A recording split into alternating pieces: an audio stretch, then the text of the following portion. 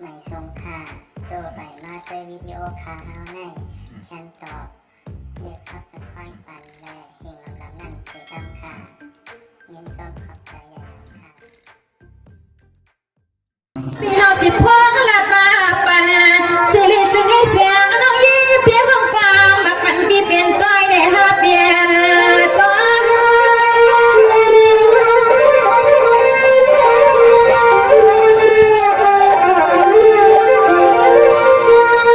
ในดีพี่น้องพี่ก็สองสมาดำนาบางสังไปบางกะลาคนพี่สาวโลกแค่เมียเชียงนุ่มน้องวันพี่เฮาที่เหลือในดอกปีดูพี่มัดตกาบางเพียวปล่อยในพี่เพียวปล่อย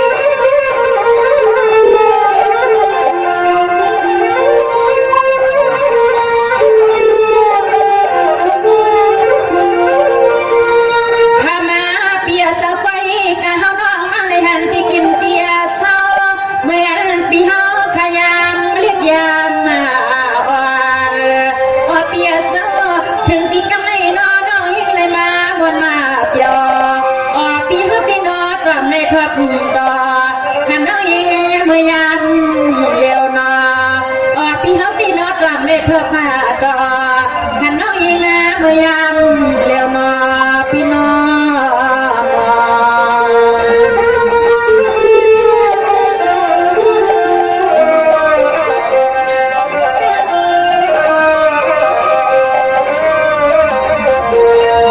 สวัสดีที่พี่ใส่สาลูพี่นาทำไมพี่ปากว่าพี่อยู่ที่อยู่อาแทงเมืองตัวที่นั่นสิลีพี่คู่สุขงามน้องผักเมียงปันสักลมมาใส่เนา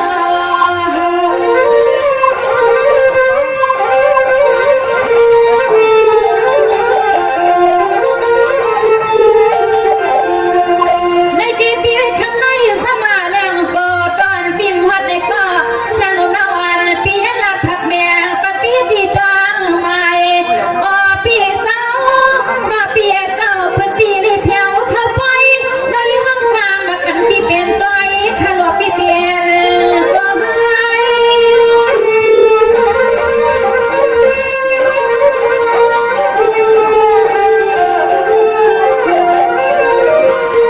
ข้าแม่ก็เป็นเปียสาวข้าก็เป็นเปียสาวเสียงน้องมาอยากแค่ใจอาทิในดิกาสองอันพี่เขาเกี่ยมาดันปัดน้องเขาคำขึ้นในนอเปียสาวไว้สาวก็ฉันให้ปองเหมือนเป็นใจจนขอพี่สายหลูเขาขมองแผ่วมันเป็นใจจนขอพี่สายหลูเขาขมองแผ่วขนาด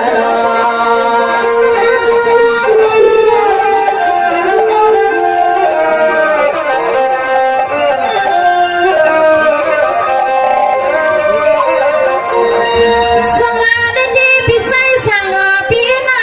ที่ได้เข้าเป็นสัตว์ที่ดีเกิดนาเชียงนุ่มปังเบิดน้ำวันพี่สู่ฮอดดาที่ในเป็นไม่เปลี่ยนพังอุกพังเฮ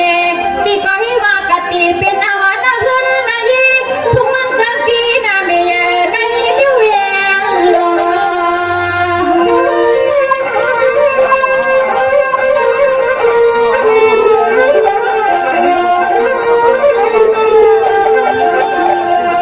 ในที่พี่ข้าวันและขึ้นในงอพี่เศร้าเชียงนุ่มมานอนปีนที่ข้าวันแล้วลังสตางห้องขึ้นที่ในกองทองพี่หวีความทองพี่มาแค่ลองเบี่ยงปันเฮาหนอพี่แปนหา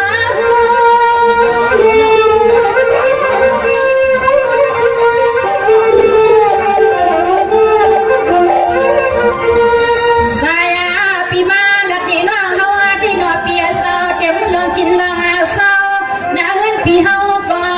ซึ่งให้ผู้มาหน้าคืมหน้าพี่เศร้าบางเสียงเงินและพี่สัวผักบากกันน้องปีว่ามีหนึ่งในก็ใส่ปีเมียวสองก็ใส่ปีเมียวหนอเปียสในเท่าวันคำยังไม่ได้จะเจ้าว่าแต่น้องสู้เมียงปันให้ผู้เลยมีเทเมสาม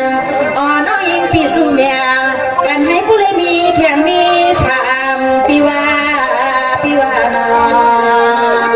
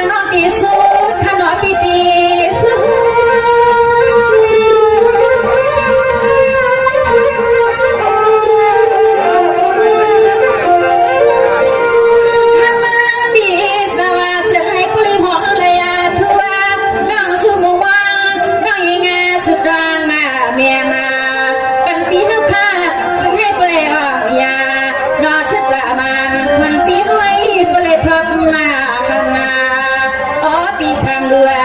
แม่น้องยิงสุดดังการคณะ